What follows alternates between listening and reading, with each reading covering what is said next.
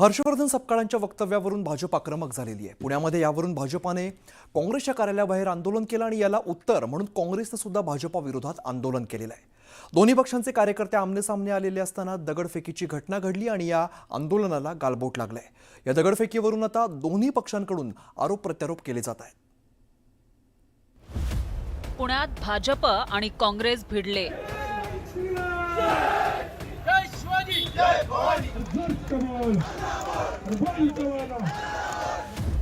पुण्यात आंदोलनादरम्यान जोरदार राडा।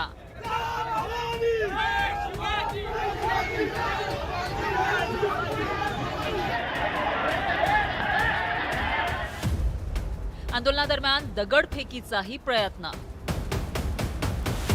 शौर्याचं लक्षण म्हणून टिपू सुलतानांना आपण शिवाजी महाराजांच्या समकक्ष बघितलं पाहिजे।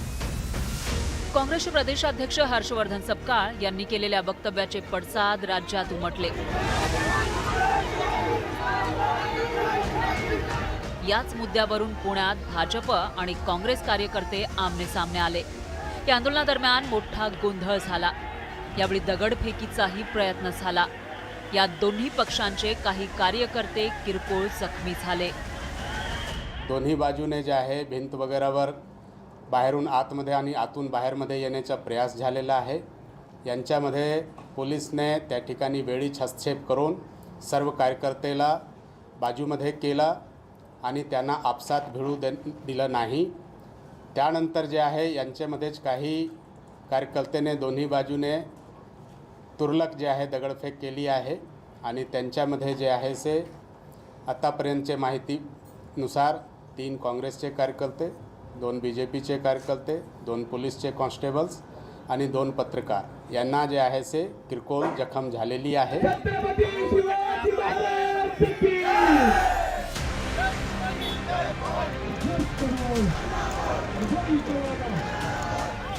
हर्षवर्धन सपकाळ यांच्या वक्तव्याच्या निषेधार्थ सकाळच्या सुमारास भाजपच्या कार्यकर्त्यांनी काँग्रेस भवनाबाहेर आंदोलन केलं।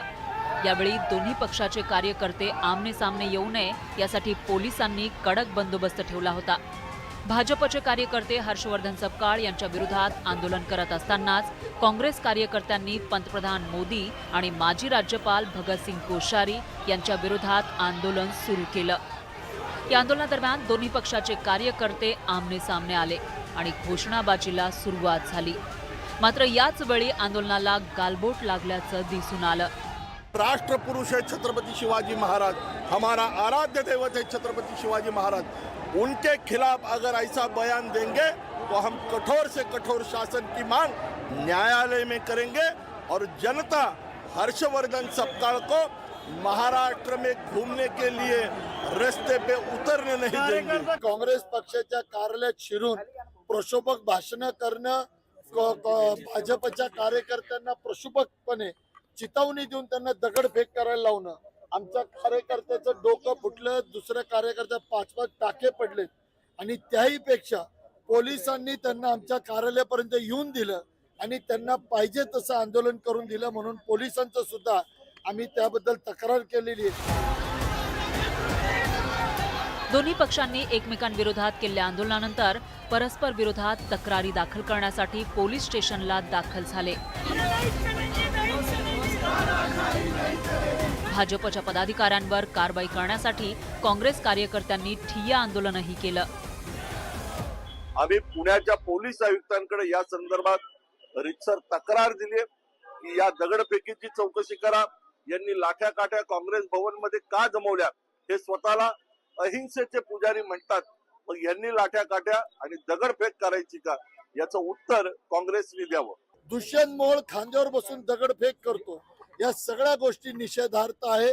आम्ही त्यांच्या विरुद्ध गुन्हा दाखल करा अशी मागणी धरली तर पोलिसांकडून एक नवीन आमच्यापर्यंत आलं की तुमच्यावर पण आम्हाला गुन्हा दाखल करायला। आम्ही त्यांना एकच सांगितलं ना, आम्ही त्यावेळेला ब्रिटिशांना घाबरलो नाही, ह्यांना घाबरत।